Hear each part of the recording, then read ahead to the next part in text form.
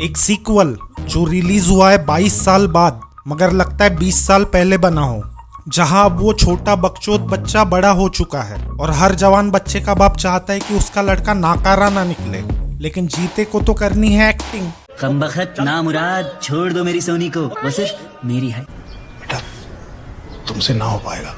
लेकिन फिर सब कुछ बदल जाएगा जब बॉर्डर पे पाकिस्तानी सोल्जर्स अटैक कर देते हैं। सर हमारे एमिनेशंस ऊपर नहीं जा रहे, वी नीड रीइंफोर्समेंट्स। और रीइंफोर्समेंट के नाम पे आता है कौन? तारा सिंह, जो ना सिर्फ एम्यूनिशन सप्लाई करता है बल्कि खुद मैदान में उतर के लड़ता भी है, और उसके आने से इंडियन सोल्जर्स हारी हुई बाजी जीत भी जाते हैं।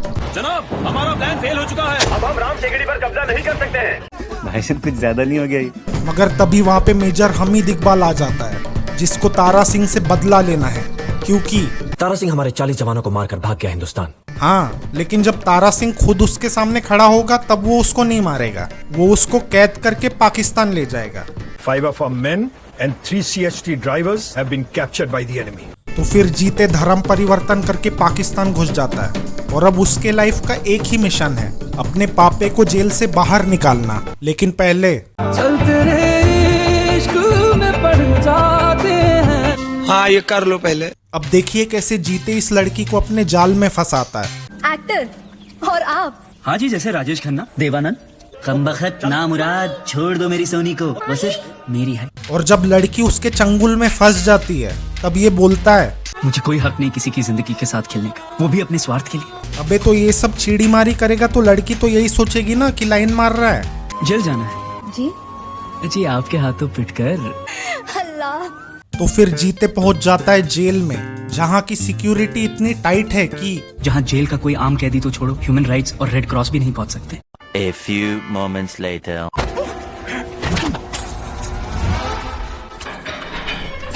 बताओ, ये है इनकी टाइट सिक्योरिटी।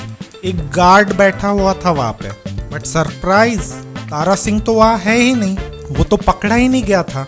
मैं नहर में बहता बहता अपने देश पहुंच गया। पाजी, पाकिस्तान से कोई नदी नाले आते ही नहीं इंडिया में, सारे इंडिया से पाकिस्तान जाते हैं। मैं कोमा में था। तो फिर इस बार तारा सिंह जाता है जीते को छुड़ाने, लेकिन ये उसकी तरह नकली नाम और पासपोर्ट बना के नहीं जाता, ये जाता है खुले में। तो अगर इतना आसान है पाकिस्तान में घुसना, तो फिर वो इमिग्रेशन वाली मगजमारी करने की क्या जरूरत थी? फिर तारा सिंह मिलता है गुल्लू से, जो उसको बताता है कि जीते की पब्लिक हैंगिंग होने वाली है। 100 मुश्किलें झेल कर न जाने कितनी नौकरियां करके तुझे ढूंढता हुआ जेल तक पहुंच गया काके।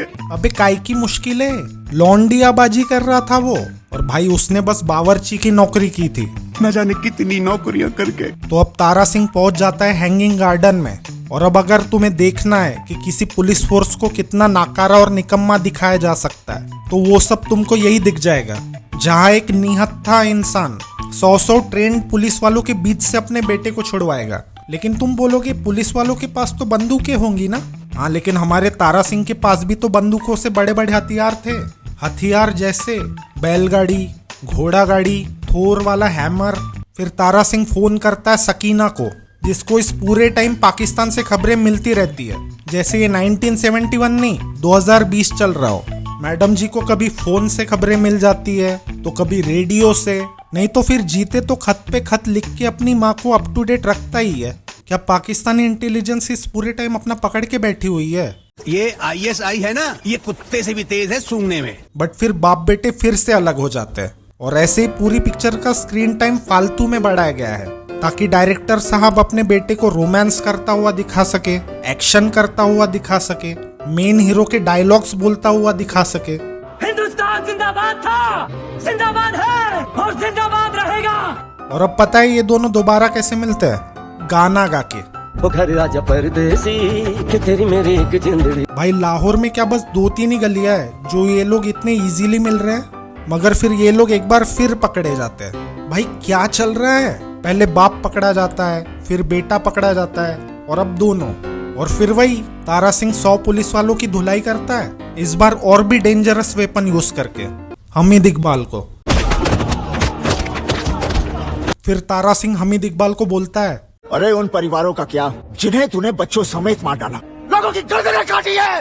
गर्दन तो आपने भी काटी है पाजी, मारा तो आपने भी है मासूमों को, वो लोग तो बस अपनी नौकरी कर रहे थे। तो फिर अब तारा सिंह हमीद इकबाल को बचने का एक ऑप्शन देता है, कुरान शरीफ या भगवत गीता। गीता। लेकिन जैसे तारा सिंह मुड़ता है तो ये उसको मारने की कोशिश करता है, बट इंडियन सोल्जर्स इसकी गोलियों से छलनी छलनी कर देते हैं। भाई इसने क्यों अपना हाथ साफ कर दिया? क्या इसको भी मालूम था कि इसका मेजर कमीना है, या फिर कुरान के बदले गीता चुना इसलिए मारा? और फिर एंड में सब लोग खुशी खुशी घर चले जाते हैं। Happy ending. क्या गदर 3 आने वाली है? भाई जिस तरह से ये मूवी बनी है ना, उस हिसाब से तो गदर 3 में सनी पाजी का बस कैमियो रोल होने वाला है, जिसमें वो 2 महीने की जगह 2 साल तक कोमा में रहेंगे और बाकी की पूरी पिक्चर डायरेक्टर का बेटा हीरोपंती करेगा।